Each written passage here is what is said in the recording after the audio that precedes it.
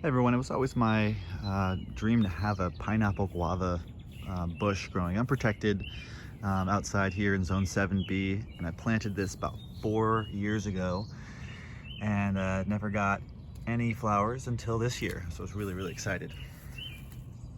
Very beautiful flowers. They're edible. They produce pineapple guavas. Feijoas is the other name. It's from it's a guava variety, a guava type from Brazil and Uruguay and other South American countries. I have it growing in like a microclimate. This is like a southeast facing corner, so it stays pretty warm, but really honestly, even in the coldest parts of the winter, these leaves are still on the plant, and it doesn't seem like the cold bothers it at all. So I'm curious to see if it will grow in even colder climates like zone 7 or zone 6, zone 5, and even colder. See if it will flower, but definitely be patient when you plant these in and don't expect fruit for a couple of years. And it was probably a 2-year plant when I put it in, but yeah, really delicious fruit, delicious edible flowers. Highly recommended.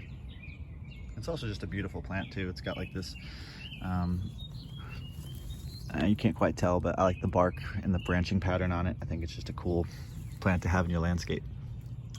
All right, hope you enjoyed.